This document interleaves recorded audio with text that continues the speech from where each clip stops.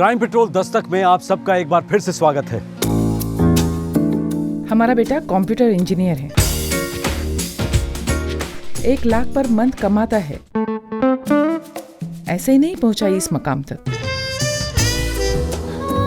हमारी बेटी बिल्कुल आपके लड़के के लायक है बहन जी। घर को स्वर्ग बना देगी। बड़ी संस्कारी है हमारी बेटी। बहन जी, ये जोड़ी भगवान की बनाई हुई है। हर पिता अपनी बेटी के लिए आइडियल हस्बैंड चाहता है।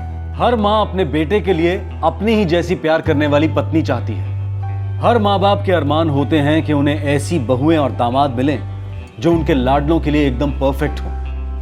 पर अक्सर लोग शादी के रिश्तों को गुलाबी रंग का चश्मा पहनकर देखते हैं। सब कुछ सुनहरी दिखाई देता है और वार्निंग की दस्तक सुनाई नहीं देती। जून 2011, बेंगलुरु, कर्नाटका।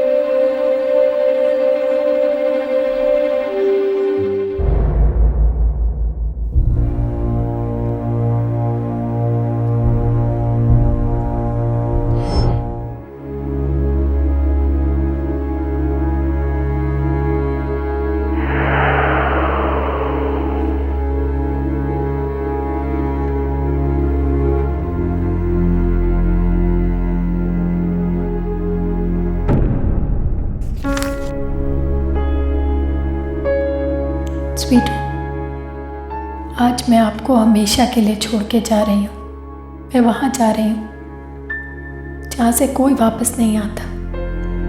अपनी आज़ादी भरपूर एंजॉय करना। Bye forever Sweetu. अब तो मुस्कुराना, और हाँ, सिगरेट ज़रूर छोड़ना। तुम्हारे दर्द को हमेशा के लिए मिटा रही हूँ मैं। 10 जून 2011, खुशी ने अपनी 23 साल की जिंदगी खत्म करने की ठान ली है। आज की डायरी की एंट्री शायद उसकी आखिरी एंट्री होगी। यह डायरी उसने जनवरी 2011 में लिखनी शुरू की थी, जब उसकी सगाई जीतू के साथ हुई। अपनी डायरी में खुशी प्यार से जीतू को स्वीटू कहती थी। 17 जनवरी मेरी और जीतू जी की एंगेजमेंट है। हाँ, यह अरेंज रिश्ता है। जीतू जी को मेरे पेरेंट्स ने मेरे लिए सिलेक्ट किया, पर मेरी तरफ से ना ये लव मैरिज है, क्योंकि आज सुबह 4:30 बजे मुझे जीतू जी से प्यार हो गया। उन्होंने मेरे साथ 1 घंटा नॉन स्टॉप फ़ोन पर बात की। इतना रोमांस था कि लिखते लिखते भी हाथ कांप रहे। मैं अब हर मिनट हर सेकंड गिन रही हूँ। वो 16 को बेंगलोर से आ रहे हैं फ्लाइट से। फिर हमारी एंगेजमेंट है, मेरी ज़िंदगी का सबसे बड़ा दिन।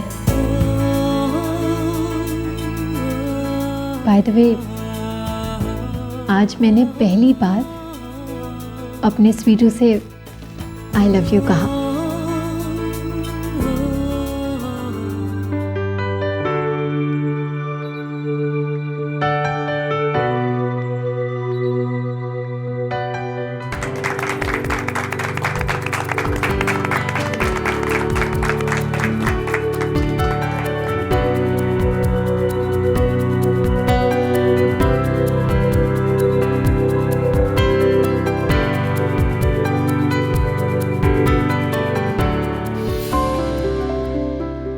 चलो अच्छा है, घर का बिजली का बिल कम आएगा।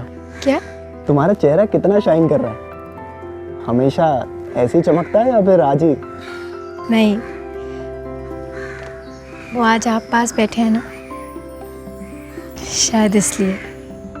ठीक है, हम थोड़ा और पास आ जाते हैं। सही में यार, अब तो घर में लाइट्स की भी जरूरत नहीं पड़ेगी।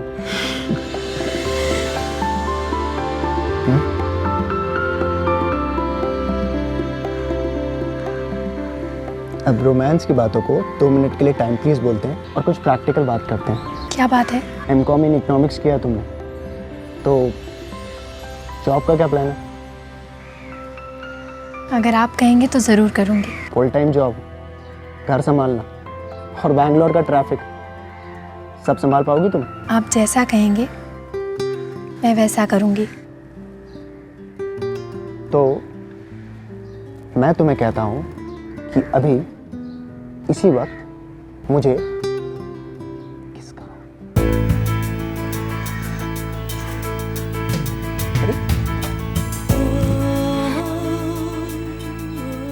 अच्छा, गाल पे किस करने में शर्म आ रही है तो लिप्स पे कर दो। आप पहले सिगरेट पीना छोड़ दीजिए। ठीक है, छोड़ दी। और किस में?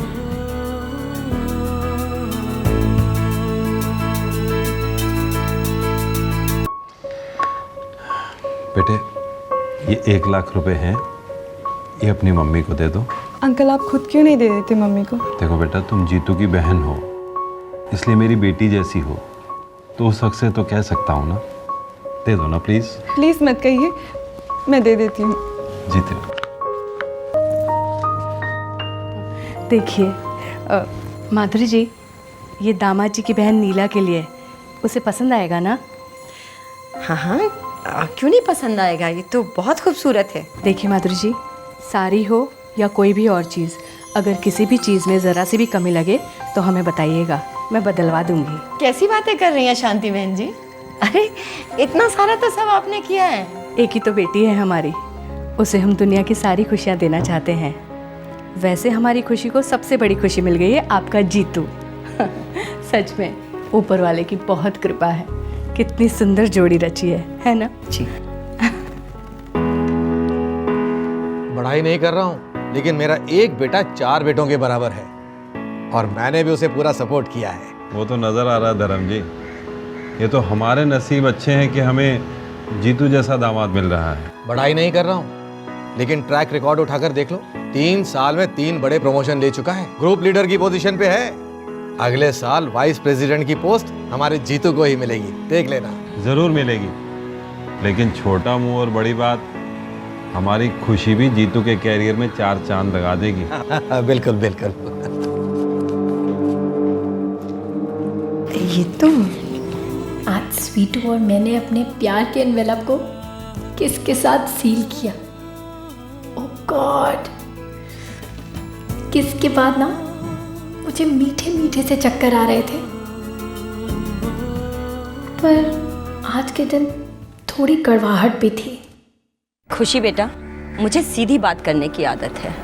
जी मम्मी जी बताइए। मैंने बहुत मुश्किल से अपने बेटे को तुमसे शादी करने के लिए राजी किया है, तो इसलिए मैं चाहती हूँ कि उसकी शादी उसके स्टैंडर्ड के हिसाब से हो। मम्मी जी मुझसे कोई गलती हो गई क्या? तुमसे कोई गलती नहीं हुई बेटा, पर हाँ तुम्हारी मम्मी से गलती जरूर हुई है। अब देखो ना, जीतू के लिए क्या कपड़े सिलेक्ट करें भाई? हमारे कपड़े तो वाहियात हैं ही, लेकिन जीतू ये कपड़े तो बिल्कुल नहीं पहनेगा। मम्मी जी, कल जब जीतू जी ने कपड़े ट्राई किए थे ना, वो बहुत स्मार्ट लग रहे थे। आप देखिएगा, वो बहुत अच्छे लगेंगे उन कपड़ों में। तुम लोग हो छोटे शहर के लोग, है ना भाई? इस मल्टीनेशनल कॉर्पोरेट कल्चर के बारे में तुम क्या समझोगे? खैर छोड़ो, एक काम करो, तुम वो सारे कपड़े ना अपने किसी भाई को दे दो। हम जीतू के लिए यहाँ नए कपड़े बनवाएंगे बैंगलोर में, डिजाइनर कपड़े। और अपने पापा से बोल देना कि हम उन्हें बिल जो है ईमेल कर देंगे। जी मम्मी जी। एक बात और, कि जीतू तुम्हें कल एक नए पॉश फ्लैट में लेकर जा रहा है, और ऐसा फ्लैट जो तुमने तो क्या पूरे पटना में नहीं देखा होगा। तो उसके लिए जब पापा फर्नीचर या फ्रिज या जो भी चीज़ देंगे, तो वो टॉप ब्रांड तो होना ही चाहिए। और हाँ, ये मत भूलना कि इस समय जीतू टॉप पोजीशन पे है, बहुत जल्दी वाइस प्रेसिडेंट बनने वाला है, तो गाड़ी भी तो उसके हिसाब से ही चाहिए ना। वो कोई 6-8 लाख वाली डब्बे जैसी गाड़ी बिल्कुल नहीं चलेगी। तुम समझ रही हो ना मेरी बात? जी। पापा ने पहले से ही सारी सेविंग्स खर्च कर दिए हैं, एक भी एफडी नहीं बची है, सारी तोड़वा दी है। इस सब के बाद पापा ये सब कैसे अफोर्ड कर पाएंगे? किस मुंह से मैं ये सारी चीज़ें मांगूं? I mean, स्वीटू से मैं बहुत प्यार करती हूँ, नई ज़िंदगी स्टार्ट करने के लिए वेट नहीं कर सकती, लेकिन पापा मम्मी और भैया की ज़िंदगी का क्या? मैं उन पर इतना बड़ा स्ट्रेस कैसे डाल सकती हूँ? 4 लाख का फर्नीचर, 12 लाख की गाड़ी, 1 महीने में ये सब कहाँ से आएंगे? आप परेशान मत होइए पापा, मैं लोन ले लूँगा। बेटा मेरे ऊपर पहले से ही 2 लोन चल रहे हैं और अगले साल मैं रिटायर हो रहा हूँ। ये दोनों लोन भी तुम्हें ही चुकाने हैं। तब की तब देखेंगे जी, लड़का लाखों में एक है, हमारी खुशी राज करेगी। पापा, मुझे लगता है हमें शादी पोस्टपोन कर देनी चाहिए। कम से कम साल के एंड तक कुछ पैसे तो जुट जाएंगे ना। नहीं जी, शादी तो अगले महीने फरवरी में ही होगी। नहीं हुई तो हमारी कितनी बदनामी होगी बेटा। और अगर उन्होंने सगाई तोड़ दी तो? नहीं मम्मा, ऐसा नहीं होगा। जीतू जी मुझे बहुत पसंद करते हैं, वो मेरे लिए वेट करेंगे। लड़के वालों के लालच की हर बूंद दस्तक दे रही थी कि ये रिश्ता किसी भी एंगल से परफेक्ट नहीं है, पर सभी लोग आंखों पर परंपरा की पट्टी बांधे हुए थे और कानों में झूठी शान की रुई ठूसे हुए थे। लड़के वाले सारा आसमान मांग रहे थे और लड़की वाले नीलाम होने को तैयार थे। परंपरा। नई नवेली दुल्हन अपने पति और सासू मां को खुश करने के लिए आत्महत्या करने को तैयार हो गई थी। क्या यह भी परंपरा है?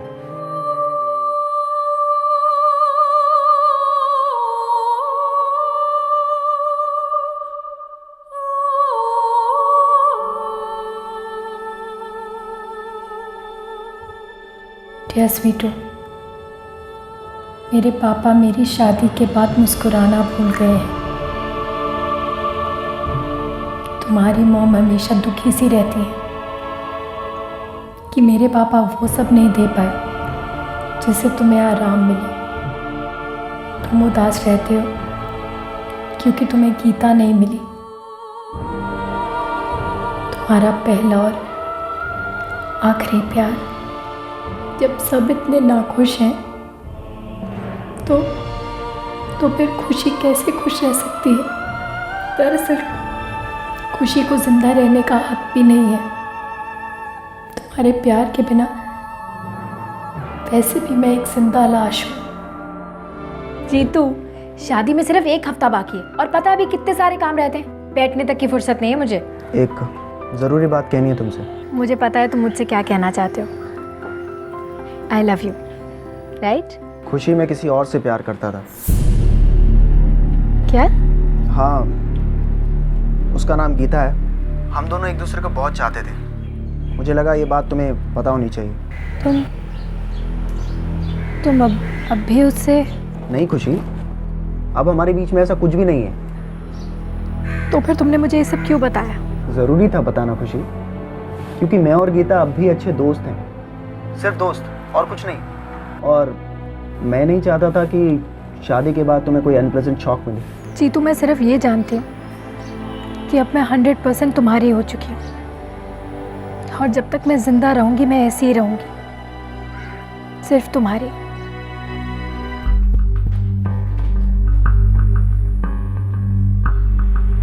आइए सर।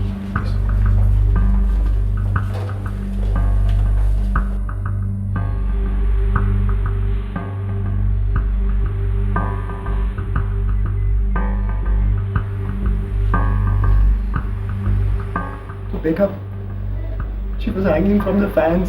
इन्हें नीचे किसने उतारा? हम सब ने मिलकर उतारा था, देखा ही नहीं जा रहा था सर। देवेन सर। इन्हें पोस्टमार्टम के लिए भेजो सर। और आप तीनों को पुलिस स्टेशन आना होगा, आपकी स्टेटमेंट लेनी है। सर, मैं खुशी की फ्रस्ट्रेशन को समझता था। हमेशा कहता, खुशी थोड़ा सब्र करो। अरे इतनी अच्छी क्वालिफिकेशन है तुम्हारे पास, M.Com इन इकोनॉमिक्स। लेकिन सर छोटे शहर से थी, जॉब को लेके पता नहीं कुछ कॉम्प्लेक्स सा हो गया था उसे। कौन से छोटे शहर से थी? पटना से। उसके माता पिता और भैया वही रहते हैं। सर कल उसका एक इंटरव्यू भी था, लेकिन कल भी वो रिजेक्ट हो गई। इंटरव्यू से जब लौटी तो बहुत परेशान थी, खाना भी नहीं खाया था उसने। रो रो कर आंखें लाल कर रखी थी मेरी बेटी ने। सर मैंने बहुत समझाया उसे। अरे यार, गोली मारो उस जॉब को और उस इंटरव्यू को। उस कंपनी का लॉस है जिसने तुम्हें नहीं लिया। एक से एक अच्छी जॉब्स हैं इस बैंगलोर शहर में। लेकिन एक भी मेरे लिए नहीं है। तुम ऐसी फालतू बातें सोचना बंद करो, अंडरस्टैंड? तुम्हारी पर्सनालिटी और तुम्हारी क्वालिफिकेशन दोनों टॉप क्लास हैं, बस लाइफ में टाइम अच्छा नहीं चल रहा। मुझे तो लाइफ से ही नफरत हो गई है, मन करता है सो जाऊं और कभी नहीं उठूं। स्टॉप इट यार खुशी, तुम फिर से वही डिप्रेशन वाली ट्रिप पे जा रही हो।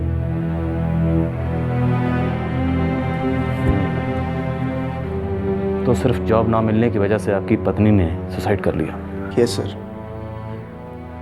जॉब से ऑब्सेस सी हो गई थी खुशी। मिस्टर जीतू, आपकी और खुशी की शादी को 4 महीने हुए थे, राइट? Yes sir. 4 महीने मेहंदी उतरने में लग जाते हैं। दोबारा पूछ रहा हूं, क्या सिर्फ जॉब ना मिलने की वजह से आपकी पत्नी डिप्रेस थी? सर मैंने आपको... आप खुलकर बात क्यों नहीं कर रहे हैं? आप मेरे सवाल का मतलब समझकर भी जवाब क्यों नहीं दे रहे हैं? इंस्पेक्टर साहब, मेरे बेटे ने आपको बताया ना कि वो जॉब ना मिलने के कारण बहुत परेशान थी, और इसी परेशानी में उसने आपके बेटे को रात को अलग सोने के लिए कहा और सुबह अपने आप को टांग लिया। 3-4 साल जॉब ना मिले तो समझ में आता है, करते हैं लोग सुसाइड वसाइड, लेकिन शादी के सिर्फ 4 महीने बाद नो, ये सुसाइड जॉब ना मिलने की वजह से नहीं हुआ है। आप जबरदस्ती के एंगल ढूंढ रहे हैं? अभी तो मैंने ढूंढना शुरू भी नहीं किया सर। नई नवेली दुल्हन की अननेचुरल डेथ हुई है, 2 दर्जन एंगल्स होंगे, सब टटोलेंगे।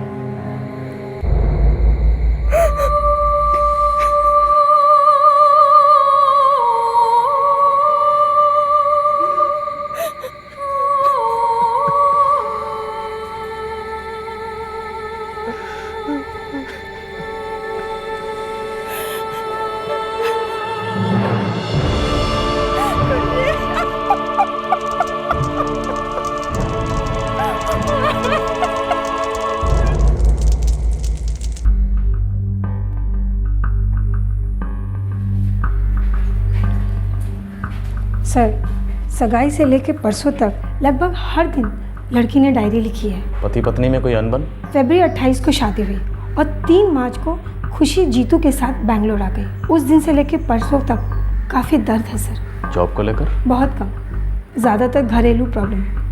देखो,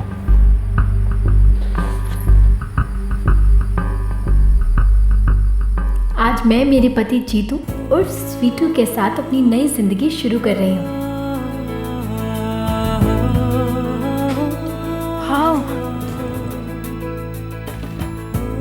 कैसा लगा घर? बहुत सुंदर है। चल अंदर दिखाता हूँ।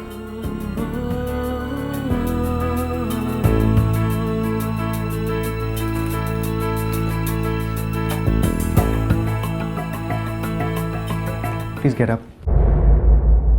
पर आज के सुपर दिन पर मुझे एक सुपर शॉक भी मिला है। इस बेड पर कभी नहीं सोना। क्या बात है? इस बेड को कभी यूज मत करना। पर क्यों? इस बेड के साथ मेरी और गीता की बहुत ही प्राइवेट और ब्यूटीफुल मेमोरीज जुड़ी। मेरे नए घर और नई जिंदगी की पहली रात को मुझे पता चला है कि मेरे पति और गीता के बीच अब भी कुछ है। फिर उन्होंने मुझसे झूठ क्यों बोला? क्यों स्वीटू, क्यों?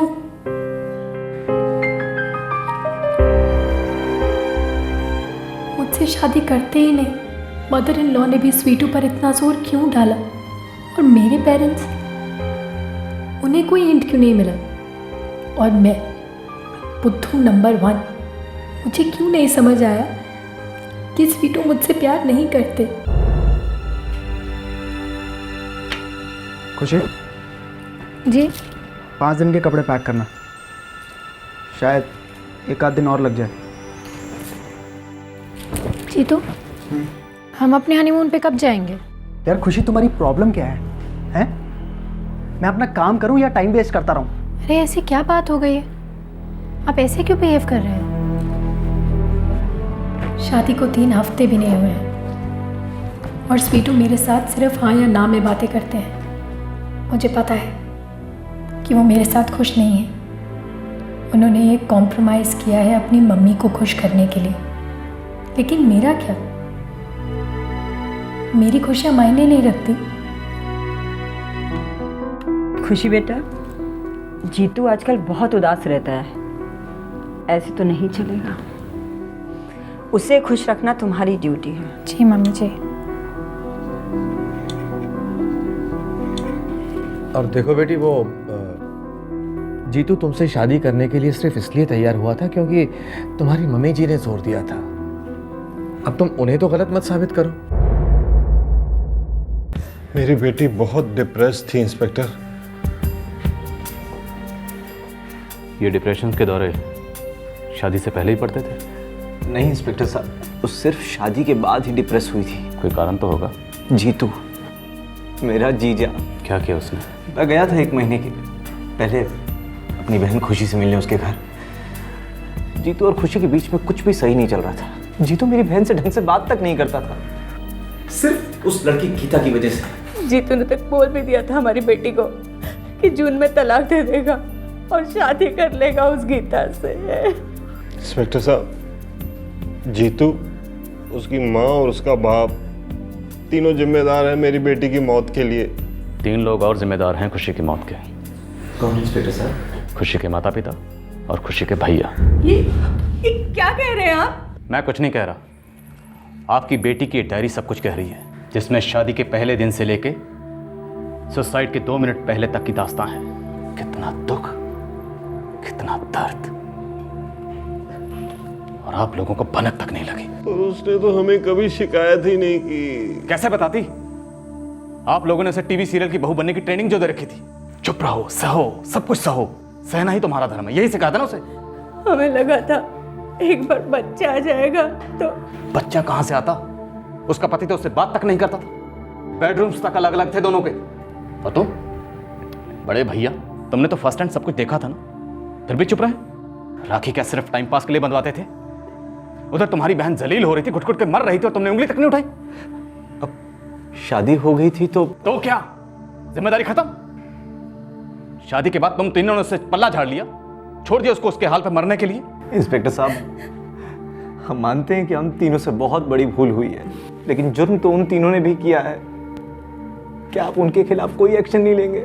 जरूर लूंगा, लेकिन मुझे अफसोस सिर्फ इस बात का है कि मैं उस मासूम की जान नहीं बचा सका। काश ये डायरी उसके सुसाइड करने से पहले मेरे हाथ लग जाती। पता नहीं हम कौन सी सदी में जीते हैं, और न जाने कैसी कैसी सोच होती है लोगों की।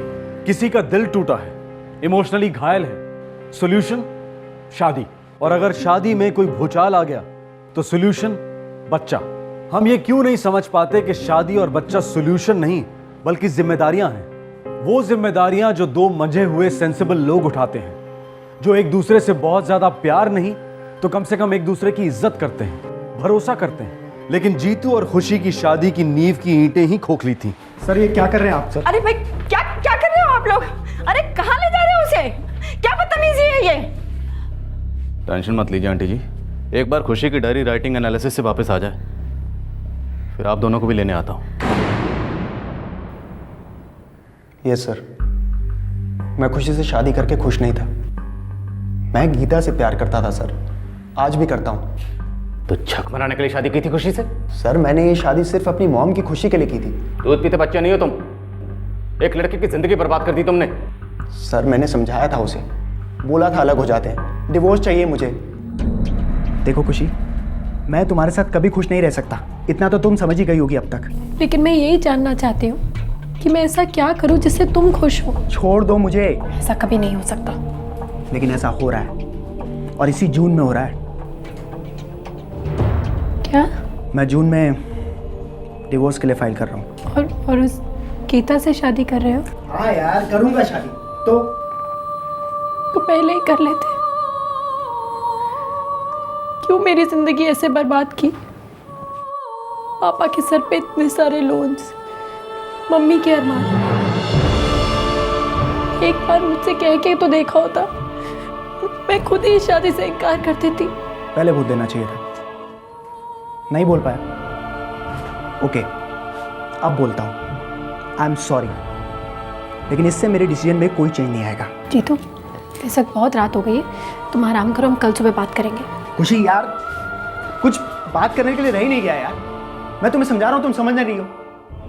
वैसे भी कल मैं गीता के घर जा रहा हूँ, उसे शादी के लिए प्रपोज करने के लिए। जीतू प्लीज हम इस बारे में बैठकर बात भी तो कर सकते हैं ना। खुशी, कुछ नहीं बचा है कहने सुनने के लिए। मैं तुम्हारे आगे हाथ जोड़ती हूँ, मैं तुम्हारे सिवाय किसी और के बारे में सोच भी नहीं सकती। बहुत प्यार करती हूँ मैं तुमसे स्वीटू। प्यार करती हो मुझसे तो मुझे अपने आप से आज़ादी दे दो प्लीज। छोड़कर चली जाओ मुझे, इतनी मेहरबानी करो मुझ पर प्लीज।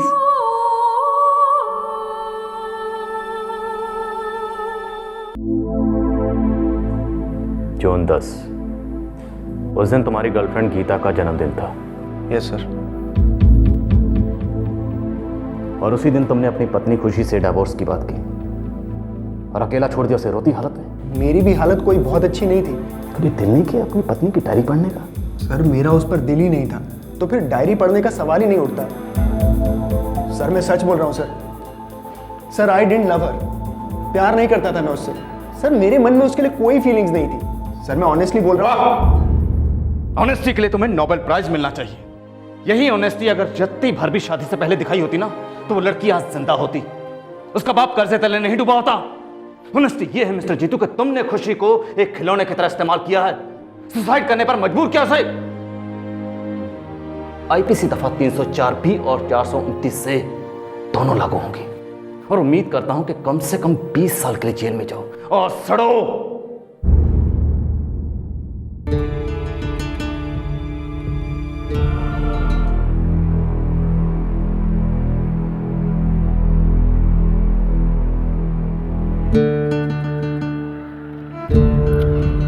हाय, मैं हूँ खुशी।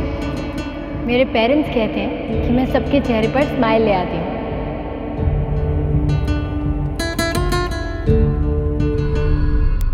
नमस्कार, आदाब। क्राइम पेट्रोल दस्तक में आप सभी दर्शकों का एक बार फिर से स्वागत है। रुको, कहाँ जा रही हो? कहीं नहीं। कहीं नहीं।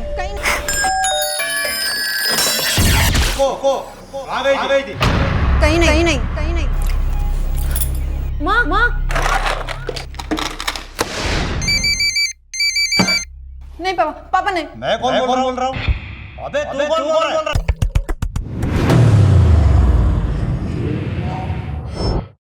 जवान बच्चों की प्रिवेसी और आजादी को लेकर हर घर में महाभारत होती है।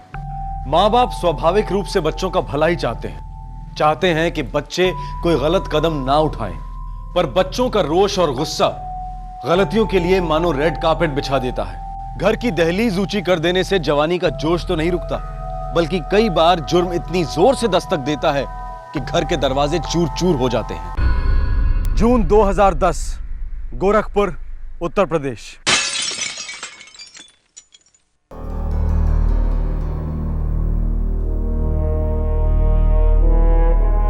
देख माला, तू कांच फोड़ या अपना सर, इतनी दूर तू अकेले नहीं जाएगी। दूर? पापा जानकी का घर सिर्फ 5 मिनट की दूरी पे। फास्ट वॉकिंग कर लूंगी, सिर्फ 3 मिनट में पहुंच जाऊंगी। कुछ होने के लिए 2 सेकंड लगते हैं। तो ठीक है, मैं जानकी की बर्थडे पार्टी में नहीं जाऊंगी। देख माला, तू नहीं जाएगी तो जानकी बुरा मान जाएगी। तेरी खास सहेली की सालगिरह है, ऐसा नहीं करते।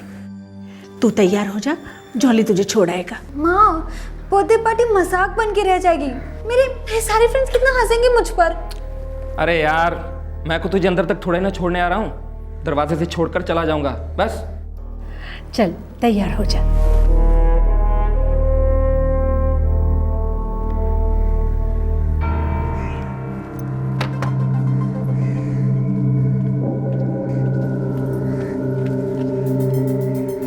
इससे भी और टाइट कुछ नहीं मिला तेरे को? माँ ने कहा ठीक है। दुपट्टा सीधा कर।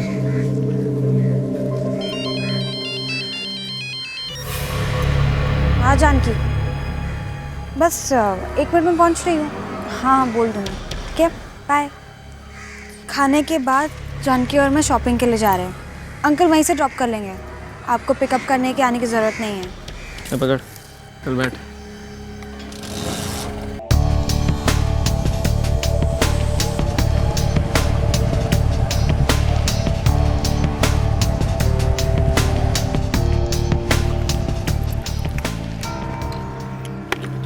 ये शॉपिंग वॉपिंग जो भी है, शाम 6 बजे का तेरा कर्फ्यू टाइम है। भूलना मत। मैं कभी भी कुछ नहीं भूलती। ज़्यादा डायलॉग मत मार, समझी? और ये दुपट्टा सीधा कर।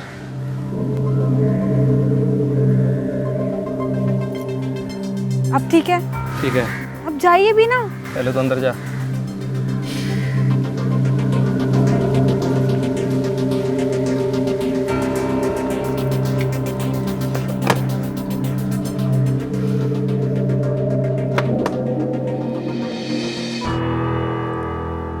हाय।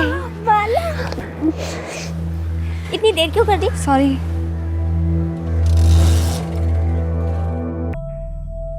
भाई बहन के बीच एक कौन सी भूलने और भुलाने वाली बात हो रही थी। गोरखपुर का ये दुबे परिवार आखिरकार अपनी बेटी माला के साथ इतनी सख्ती और अविश्वास के साथ क्यों पेश आ रहा था?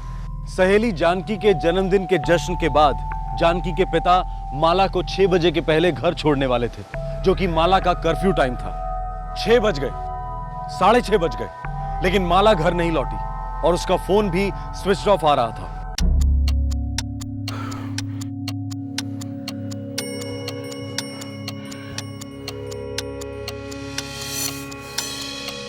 जानकी, तुमने मेरे सामने माला को फोन किया था और कहा था कि शॉपिंग के बाद तुम्हारे पापा माला को घर पे ड्रॉप कर देंगे। नहीं भैया, मैंने तो ऐसा कोई कॉल नहीं किया था।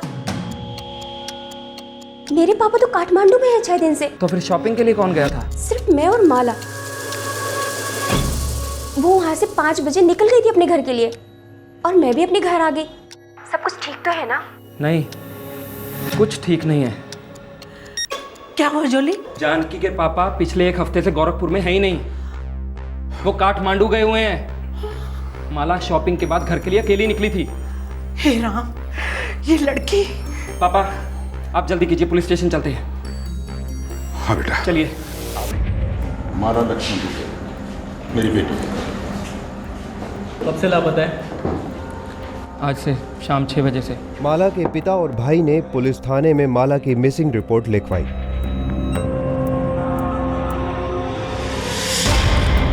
पर पुलिस को इस रिपोर्ट में कुछ बातें मिसिंग लगी। सर, लड़की का फोन नहीं लग रहा है, स्विच ऑफ है। यही तो मैं कब से कह रहा हूँ। लेकिन कुछ बातें खुलकर बताई नहीं है आपने अब तक। कैसी बातें इंस्पेक्टर साहब? आपकी बेटी माला, उसने झूठ क्यों बोला कि उसकी सहेली के फादर उसको ड्रॉप करने वाले? शायद वो अपने आप से आना चाहती थी। क्योंकि उसे अपने आप से जाने नहीं दिया गया, इसलिए। दिन के 11 बजे अपने ही मोहल्ले में आप उसे उसकी सहेली के घर छोड़ने के लिए गए थे, सिर्फ 5 मिनट की दूरी पे। क्यों? भाई अब बहन को कहीं छोड़ भी नहीं सकता है क्या? अरे कैसे फिजूल के सवाल जवाब कर रहे हैं आप? मेरी बहन गायब हुई है, ढूंढिए उसे प्लीज। ये इमरजेंसी है, जितनी आप देर करेंगे उतना रिस्क बढ़ता जाएगा। देखो जॉली दुबे, ऑपरेशन जितना भी क्रिटिकल हो, बिना ब्लड ग्रुप जाने पेशेंट को खून नहीं चढ़ाते। वो रिस्की भी हो सकता है। आप दोनों जो छुपा रहे हैं तुरंत बता दीजिए, वरना सीधे अपने घर जाइए। लड़की बालिग है, पहुंच जाएगी अपने आप। वो एक लड़का है। नाम और पता? लल्लन यादव, हमारे ही मोहल्ले में रहता है। छेड़ता है या प्रेम है दोनों में? हमारे घर में कोई प्यार व्यार नहीं होता, समझे आप? वो मेरी लड़की को बहका रहा था। मुंबई, बस और कहीं नहीं। ये बनी हमारे लिए। किसी का डर नहीं, किसी के बाप की जागीर नहीं, और इतनी मजे की जगह ना, तुम तो फिदा हो जाओगी। मुझे नहीं लगता कि मैं रियल में इस सिटी को देख पाऊंगी। तुम और तुम्हारी नेगेटिव थिंकिंग पूरे मूड का सत्यानाश कर देती हो। तुम मेरी थिंकिंग के बारे में कुछ नहीं जानते हो। मेरी सोच ना बहुत आगे तक है। अब पता है मुझे कितनी डेयरिंग करनी पड़ती है। तुम लड़कों के ना सिर्फ मजे है, हम लड़कियों को 10 चीजों के बारे में सोचना पड़ता है, पता है? जैसे कि घर वाले।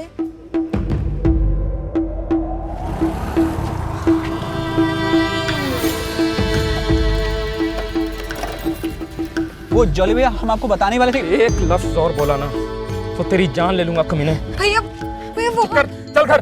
भैया सुनिए मुझे। रुक, छोड़िए, रुक जा। मुझे पूछिए इसे। अरे बोल बेटी, तुझे क्या खिला पिला दिया किसी ने? अरे बोल ना माला, कब से चल रहा था ये? जिंदगी भर चलेगा। जितना मार रहे हैं मार लो, जो कर रहे कर लो, जिंदगी भर चलेगा। कुछ गड़बड़ तो नहीं की तूने? मैं ललन से प्यार करती हूँ, इसके आगे मुझे कुछ नहीं कहना है। तो जो कहना है लल्लन का बाप ही कहेगा। दुबे और यादव परिवार के बीच घमासान शब्दों के वार हुए, हाथापाई होते होते रह गई।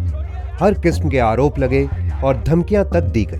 सात और औकात की सीमा पार की तो बहुत बुरा होगा, बता देता तेरे को। अबे चुप, चिल्ला मत। ये बात अपनी बेटी को जाके समझा पहले। उसकी चिंता छोड़िए, इसकी चिंता कीजिए। मरेगा ये साला। हलवा पूरी समझ रखा है या फिर कोई मच्छर मक्खी है जो तेरे कहने से मर जाएगा? वो यादव, अपने मुलाजिम को समझा कि बीच में ना पड़े। चुप कर। अंकल जी, चलिए भैया, दुनिया चाहे इधर की उधर हो जाए, हमारा और माला का जो लव है ना, उसे कोई रोक नहीं सकता।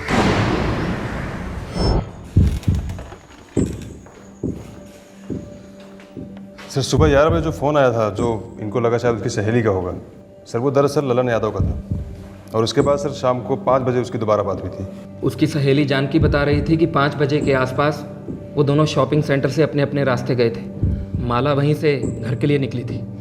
मैं तो कहता हूँ जरूर इसमें उस ललन की चाल है। इंस्पेक्टर साहब, आप उसे गिरफ्तार क्यों नहीं करते? ये ललन यादव के सेलफोन के क्या हाल है? सर उसका फ़ोन स्विच ऑफ आ रहा है। आप लोग माला के बारे में कुछ और बताना चाहते हैं तो बता दीजिए। कुछ नहीं बताना, अब तो सिर्फ पूछना है। उससे ढेर सारे सवाल पूछने हैं। इंस्पेक्टर साहब, आप मेरी माला को सही सलामत घर पहुंचा दीजिए बस। लल्लन के पिता रघुवीर यादव का ट्रांसपोर्ट का बिजनेस था, जिसमें लल्लन हाथ बटाता था। ओ भैया जल्दी कर यादव, गाड़ी 2 घंटे में भेजनी है। काम के सिलसिले में लल्लन का काफी घूमना फिरना होता था। मदद कर यार। बिजनेस अच्छा चल रहा था, लल्लन के हाथ कभी तंग नहीं होते थे।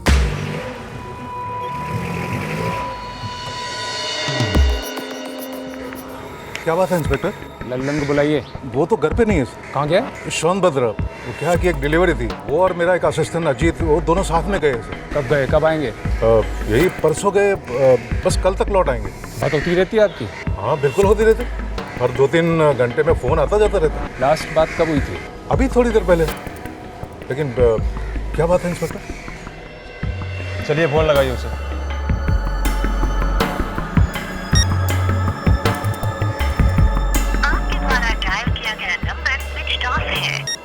सॉरी सर, वो स्विच ऑफ आ रहा है। कल शाम 6 बजे से उसका फ़ोन स्विच ऑफ है। थोड़ी देर पहले आपने बात की अपने लड़के से। हाँ सर, शाम को ही बात हुई थी। वो क्या है कि समय का थोड़ा ध्यान नहीं रहा। गलत ध्यान आपने अपने लड़के पे नहीं दिया और इसलिए उसका ख़राब टाइम आ गया है, और शायद आपका भी। देखिए, आप मुझे बात बता क्यों नहीं रहे, और ये लल्लन के बारे में आप इतनी पूछताछ क्यों कर रहे हो? मेरा बेटा ठीक तो है ना? देखिए वो तो हमें भी नहीं पता, पर जब भी मिलेगा ना तो सब कुछ बता देगा जो हम जानना चाहते हैं। लल्लन किस माल की डिलीवरी के लिए गया है सोनभद्र? रेत की। एड्रेस और ट्रक का नंबर लाओ। 1 मिनट से।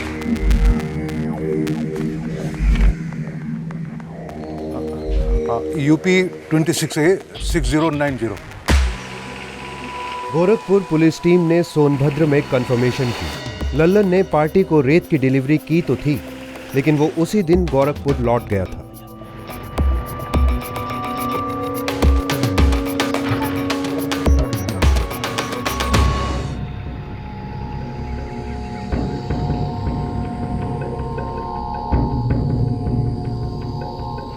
श्रीवास्तव सर, ये वही ट्रक है? UP 26A 6090। लल्लन के पिता ने यही नंबर बताया था ना? हाँ सर। ये तो लल्लन का ट्रक है।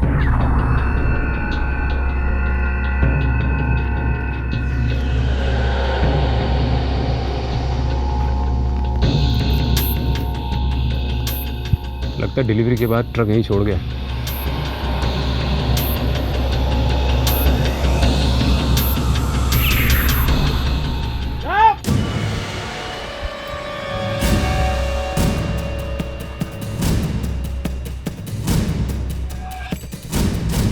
सर, बहुत बुरी तरह मारा इसे। लाश का सर पूरी तरह कुचला हुआ था, इसलिए उसकी शिनाख्त करना नामुमकिन सा लग रहा था, पर लाश के पास से मिली चीजों की मदद से उसकी पहचान हो गई। सर, माला लक्ष्मण दुबे, गोरखपुर।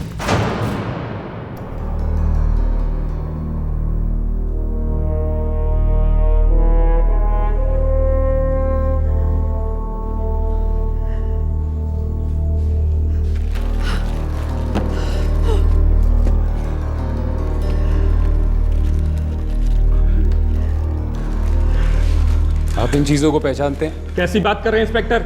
आप भी पहचानते हो? मेरी बहन कहाँ है? क्या हुआ उसके साथ? आपको बॉडी आइडेंटिफाई करनी होगी। नहीं,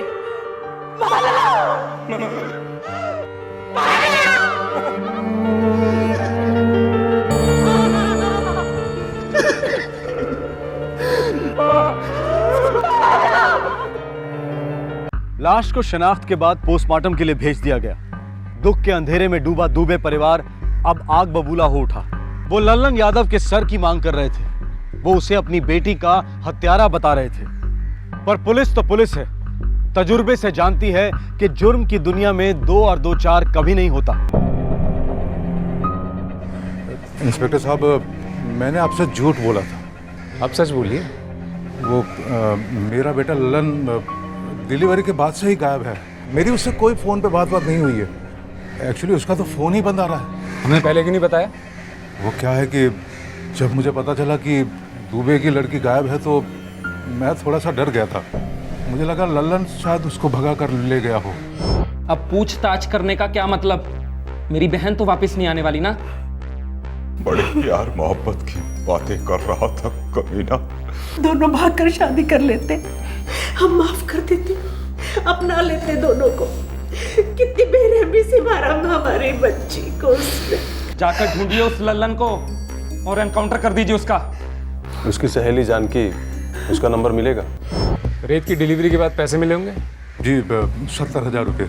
आपको लगता है कि आपका लड़का 70,000 रुपये और दुबे की लड़की माला को लेके भागा था? मेरा बेटा माला का खून क्यों करेगा? वो तो भाग रहा था उसके पीछे, पागलों की तरह चाहता था उसे। मुझे तो मेरे लल्लन के लिए अब थोड़ा सा डर लग रहा है।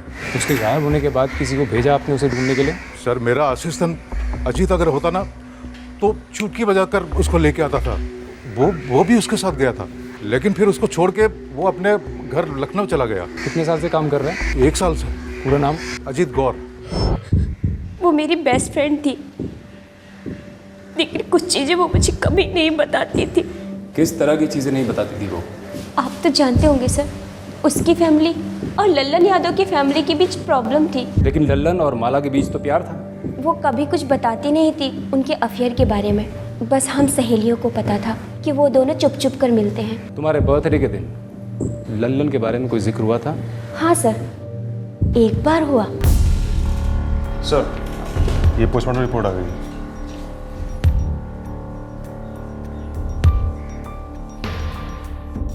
तुम कह रही थी लल्लन के बारे में कुछ जिक्र हुआ था, कब हुआ था?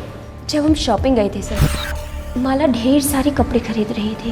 देख सर, मस्त कलर है ना, बहुत प्यारी लग रही है। भैया ये वाला पैक कर दो, ये तो मैं ले रही हूँ। और वो वाला दिखाना ना। माला तू पागल हो गई है? हो नहीं गई हूँ, पहले से ही थी। पता नहीं है क्या तुझे? अरे इतने सारे कपड़ों का कितना बड़ा बिल आएगा? डार्लिंग, एक अमीर बॉयफ्रेंड होने के ना अपने ही फायदे है, और लल्लन के लिए पैसे हाथ का मेल है, समझी?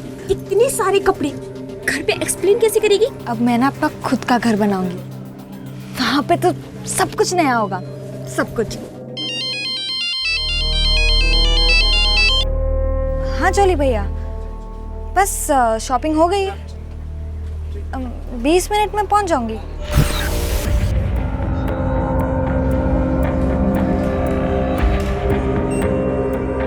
सर, उस दिन शॉपिंग मॉल में माला को लल्लन का फ़ोन आया था, लेकिन सर उसके भाई के फ़ोन में कोई जिक्र नहीं है। बड़ी शातिर लड़की थी ये माला। और सर, वो बॉडी फैमिली को हैंडओवर करनी है। मौत गला घोटने से हुई। गले पे उंगलियों और नाखूनों के निशान थे। गले को दुपट्टे से भी घोटा गया। सर, ये लल्लन मुझे कुछ साइको टाइप लगता है। मुझे नहीं लगता कि इस केस के पीछे लल्लन का हाथ है। सर अगर लल्लन नहीं है तो फिर और कौन हो सकता है? लल्लन के बाप का असिस्टेंट अजीत गौड़।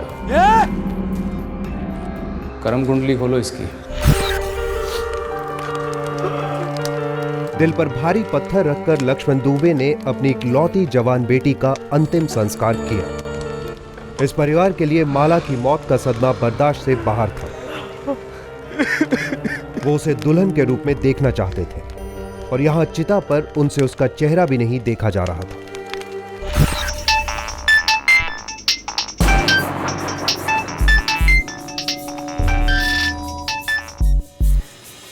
हेलो, कौन?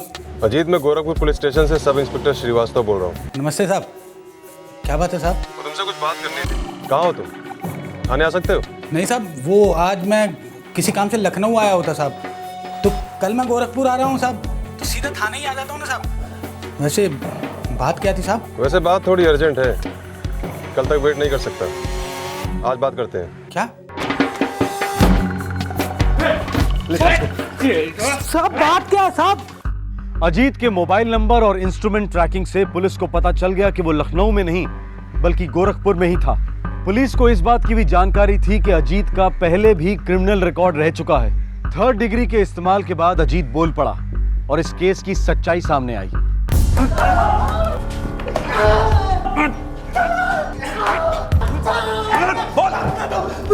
जल्दी! उस दिन मैं लल्लन और माला को सोनभद्र ले गया था।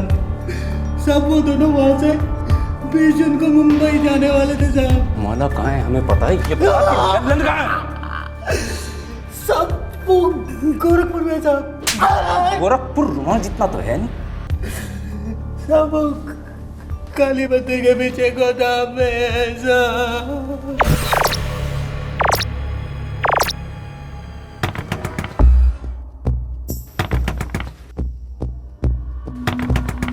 कौन है? मैं अजीत। आ रहे हैं।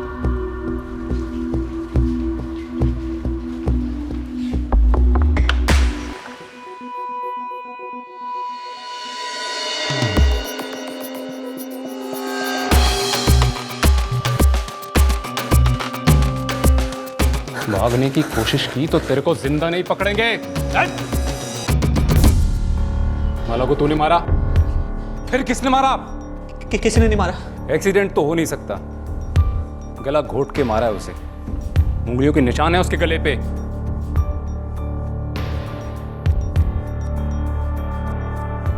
श्रीवास्तव सर, दरवाजा खोल के देखो क्या होता है। सर,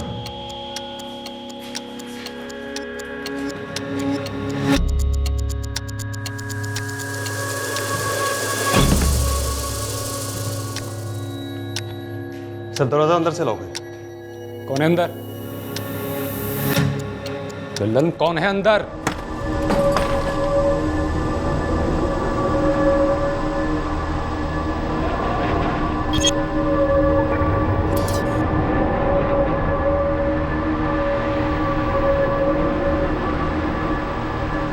गोरखपुर पुलिस को माला जिंदा मिली थी, तो फिर वो लाश किसकी थी जिसका अंतिम संस्कार माला के घर वालों ने किया था?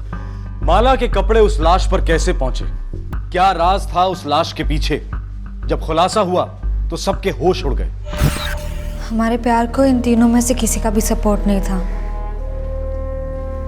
इसलिए हम एक दूसरे का सहारा बने। 3 महीने पहले हमने शादी कर ली थी।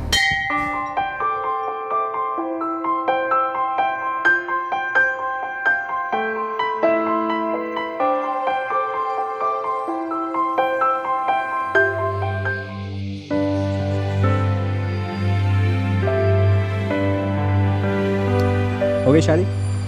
कहाँ हुई? अभी भी अलग अलग रहना पड़ेगा, शोरों की तरह मिलना पड़ेगा। मुंबई चलो अभी चलते हैं। नहीं नहीं, वो लोग वहाँ आ जाएंगे। मुंबई में कौन ढूंढेगा हमें? फिर भी हमेशा एक डर बना रहेगा ना। फिर क्या करें? मेरे दिमाग में एक प्लान है। तुम्हारा प्लान क्या था माला?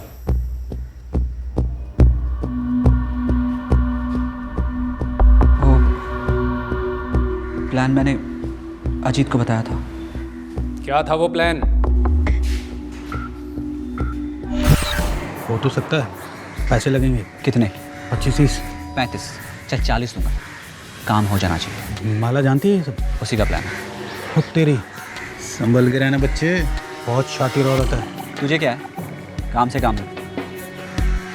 ये रे 10,000 एडवांस।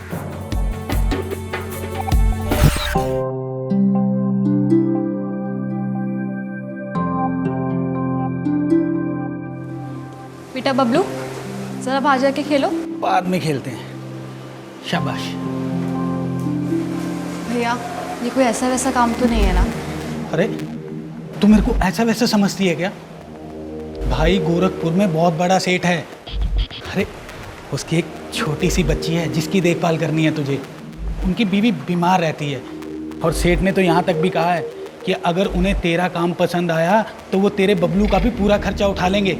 सच? और नहीं तो क्या। अरे इससे अच्छा मौका नहीं मिलने वाला है तुझे। और तू तो जानती है कि एक जवान विधवा को पूरी दुनिया नोच के खाने को तैयार बैठी है। बस अब तू सोच मत और तैयार रहना। मैं बबलू को अपनी मासी के पास छोड़ दूँ? बिल्कुल। अब तू अपने सेठ और सेठानी को एक हफ्ते में खुश कर दे, उसके बाद हम अपने बबलू को भी अपने साथ ही ले जाएंगे। मुझे तो ये सब सपना लग रहा है। आपकी बहुत बड़ी मेहरबानी रहेगी भैया मुझ पर।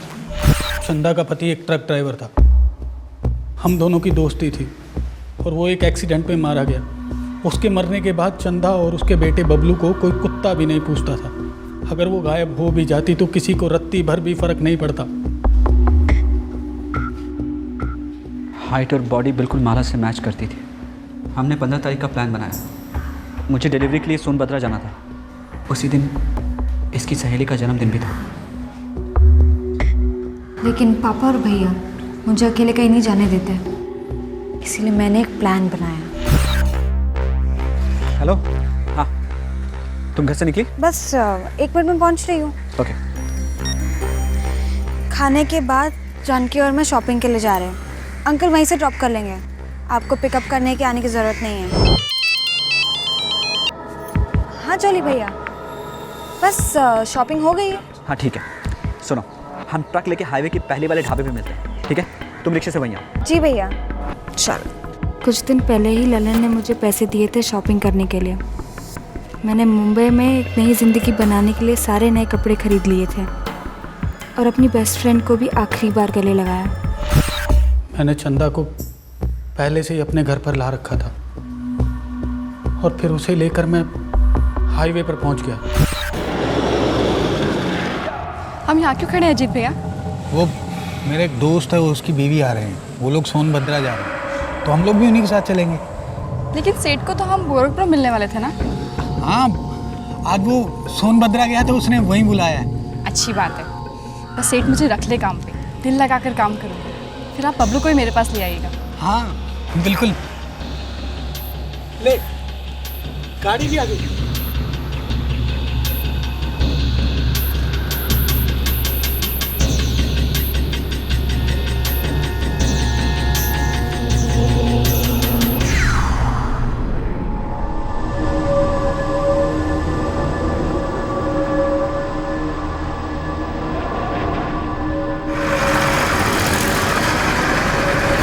सोनभद्रा के पास सड़क के किनारे हमने ट्रक को रोका। गाड़ी में खराबी के बहाने हमने चंदा को नीचे उतार लिया। मैंने ट्रक में ही अपने कपड़े बदल दिए थे।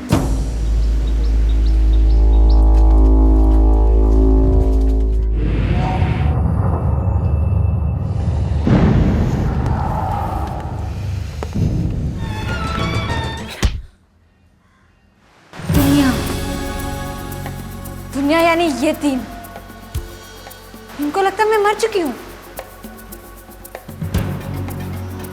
मैं आजाद हो जाती, मुंबई में ललन के साथ अपना घर बसाती, चैन की सांस लेती। इंस्पेक्टर साहब, मुझे तो यकीन नहीं होता कि मेरी बेटी इतनी खतरनाक हो सकती है। ऐसे ऐसे भयानक प्लान बना सकती है। जरूर मेरी बेटी को फंसाया जा रहा है। नहीं नहीं नहीं, फंसाया नहीं जा रहा। फंसाया तो आपने पापा, और माँ आपने, और भैया भैया आपने भी। मानो मैं जैसे कि पिंजरे की कोई चिड़िया हूँ।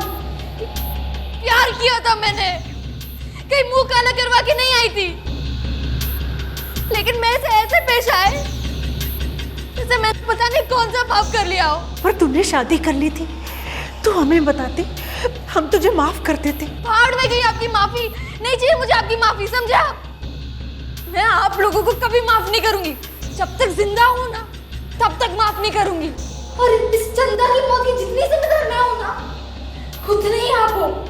मुझे आप तीनों का चेहरा नहीं देखना, समझे आप? इंस्पेक्टर, इन्हें कहिए कि यहाँ से चले जाइए, चले जाइए यहाँ से।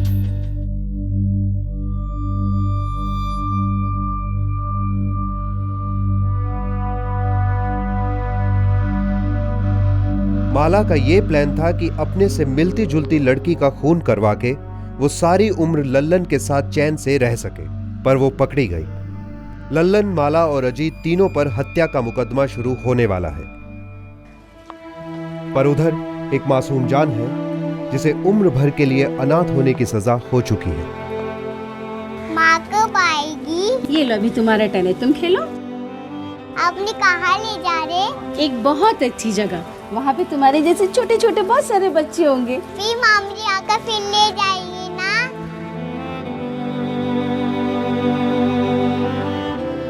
माला और लल्लन ने अपनी प्रेम कहानी ढेर सारे खून से लिख डाली। अपना छोटा सा आशियाना बनाने के लिए उन्होंने एक छोटे से बच्चे का घर उजाड़ दिया, एक औरत की निर्दयी और क्रूर हत्या कर दी। काश माला के माता पिता ने उसके प्यार और उसकी जिद की दस्तक सुनी होती। जुर्म होने से पहले ही उन्होंने उसे कैद में डालकर मुजरिम करार दे दिया, उसकी आजादी और गरिमा कुचल कर रख दी। ऐसे में जुर्म तो होना ही था। फिर मिलेंगे, अपना ख्याल रखें, सुरक्षित रहें। जय हिंद। इस तरह के और भी एपिसोड देखने के लिए हमारे चैनल को सब्सक्राइब करें और बेल आइकन दबाना ना भूलें।